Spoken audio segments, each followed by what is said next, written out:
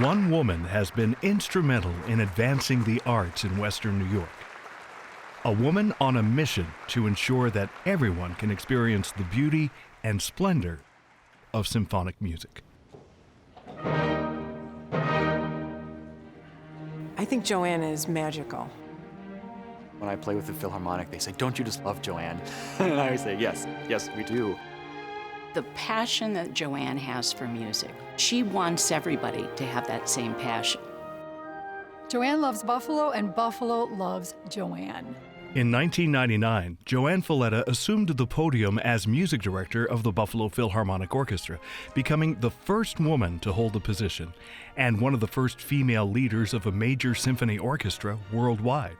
We were looking for someone who would not only become a real leader of our orchestra, but also would become part of our community. I've been here now 20 years, and I will never leave Buffalo. I am so proud to be a part of this great team.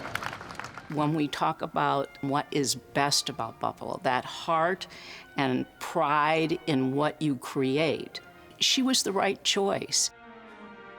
Joanne being the first woman maestro in Buffalo was an amazing moment, and it was a historical moment. Joanne broke the mold. She was young, she was energetic, and she just had a whole new way of communicating with the audience. I think the audience loves watching her. I think she's little but mighty, and I think that her presence is awe-inspiring. When I was 7 years old, my birthday present was a tiny guitar. I remember being fascinated with that instrument. I thought it was the most beautiful thing I ever saw in my life, ever heard in my life. I would play the open strings for hours, just thinking how marvelous this instrument is. Studying classical guitar and orchestral conducting, Joanne's passion grew at Mannes College of Music and the Juilliard School. She would serve as the music director of orchestras around the country before making Buffalo her home. Joanne didn't waste a minute increasing the visibility of the BPO. In 2000, the orchestra created its own recording label, which would later be named Beau Fleuve.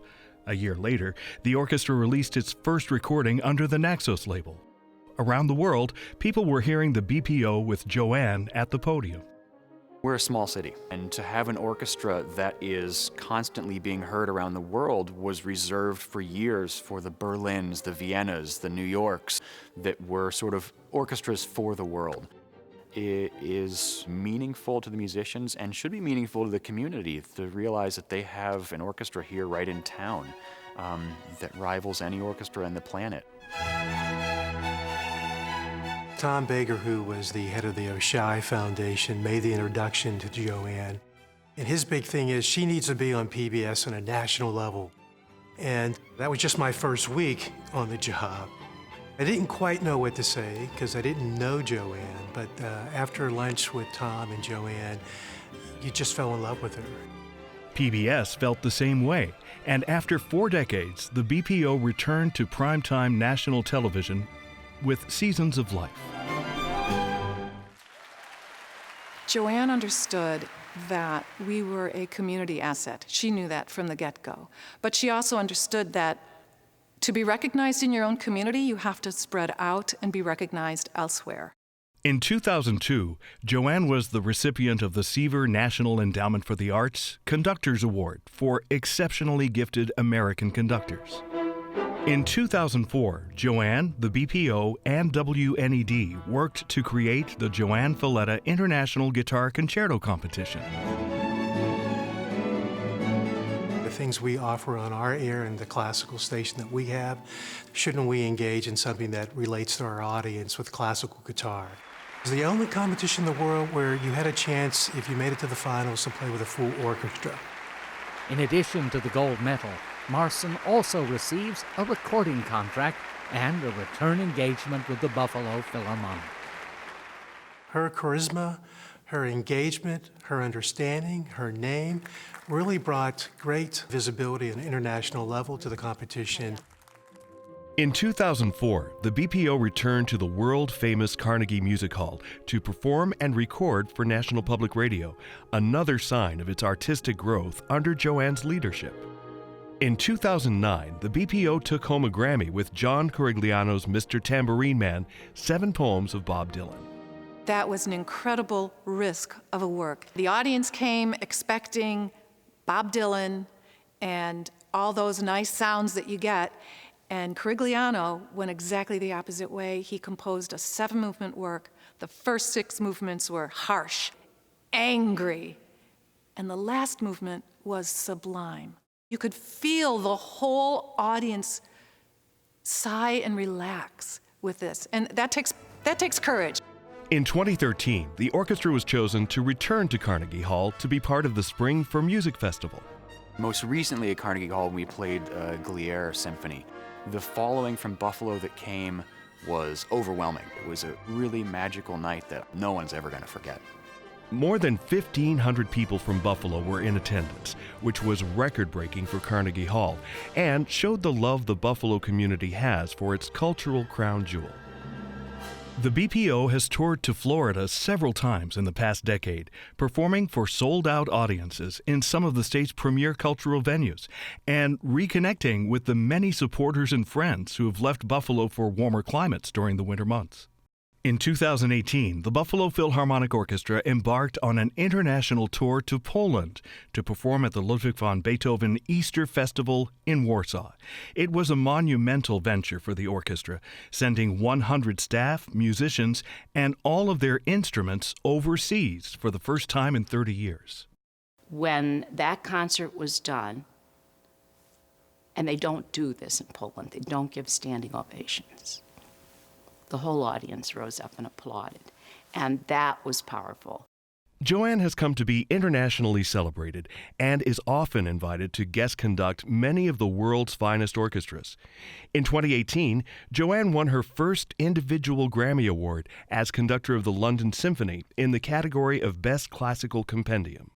Yes, right, thank you. Exactly at G, 1 before G, 1 before G. We play a lot of works by lesser-known composers. When you've listened to Beethoven's Fifth Symphony 10,000 times, you start looking for more.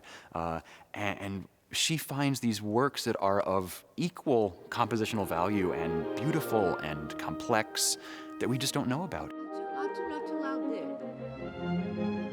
I think she recognizes that music is living, and we so often play music that is composed 200 years ago or 100 years ago. There's still music going on today, and she understands how to bridge that gap. So over the years, we've learned relax, trust, breathe, and see where it's going. And it's never let me down. She's never let me down. Yeah, excellent, excellent. I think JoAnn has put the BPO in the minds of many more people than ever really thought of it before. Going out into the community and saying, here we are. We may play downtown, but we are here for you as well. It enhances the life in these neighborhoods to an extent that we can't really appreciate.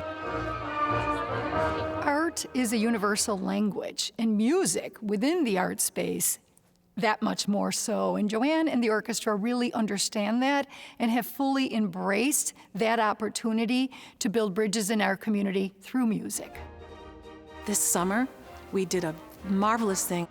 We did an entire day program with the orchestra finishing the evening at Central Terminal on the east side of Buffalo. She has led the orchestra to embrace innovative programming, such as the Enlighten event at the Richardson Complex. I think of Enlighten, which was a collaboration between the BPO and the Richardson, and it was an enormous show. People were going crazy trying to get onto the Richardson campus. That became an incredible event that thousands of people went to, and it was broadcast around the world. One of the new things that JoAnn is a part of is this idea of the Diversity Council. It's a commitment to art, and art is diverse. It comes from everywhere. It comes from around the planet. We bring in classical artists of color. We do compositions, and we don't just do it in Black History Month. We do it all year. JoAnn has always believed that developing new audiences begins with access to music education from an early age. Under her lead, the BPO has grown an expansive education program that now serves more than 50,000 students each year, both at Kleinhans and out in the community, including more than 18,000 students in the Buffalo Public Schools alone. We all know the importance of having a great educational system, but sometimes I think we forget how important the arts are in relationship to building a community. And I think that's where the BPO comes in. Under her leadership, the orchestra is finding new ways to reach a non-traditional classical music audience by presenting exciting thematic programs and a variety of world-class artists in its pops, rock, and film series. We played a concerto written by the drummer from the Police. We had the most interesting audience that was here to listen, and these are people that might not have come to a classics concert, yet they got to hear a piece of new music by someone that they respected alongside a piece that was performed for them maybe for the first time. And if we're not serving those people, then we're not really doing our job if we're not serving the entire community. What we're doing is creating this wonderful environment that once you get here, or once you've awakened to the Renaissance, you can appreciate the richness of your life, which the BPO certainly contributes to. She's an incredible role model as to what visionary leadership looks like and how to take a platform such as the Buffalo Philharmonic Orchestra and have it become a crown jewel of our regional renaissance.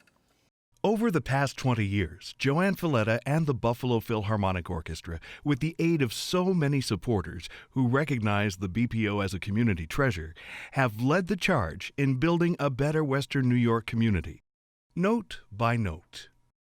Muchísimas gracias, JoAnn. Your inspired leadership has truly been music to our years. Boy, are we glad that you came to Buffalo, and we hope you never, ever leave. Let's make it at least another 20. We love you, and we're so glad you've been with us. We look forward to many more years. Everything that you do for the orchestra is appreciated. The fact that you trust us and allow us to sort of be creative, make music on our own, is liberating and freeing, but also sort of what makes the relationship so special. You clearly are the classical ambassador, and I'm so proud to be able to call you a friend. So thank you again for all that you've done for me and our community. When I sit at a concert and everybody is standing up and cheering because it's so great, I'd say to myself, this is why you volunteer. This is why you do it. And the primary reason, JoAnn, is you.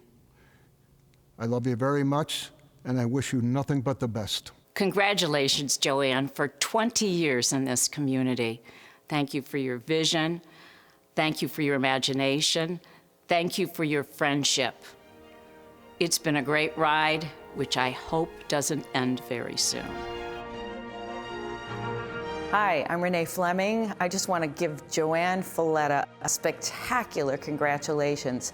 A 20th anniversary is a really fabulous milestone, and you have earned every accolade. You have really made it feel like a home for every artist who's come and performed with you there. Your musicianship, your involvement in the community, and your collaboration with this wonderful orchestra make you one of the really terrific conductors. And the fact that you're a woman makes me also very happy. So we need more of you. Let's clone you. And in the meantime, wishing you a spectacular congratulatory season, and can't wait to come back.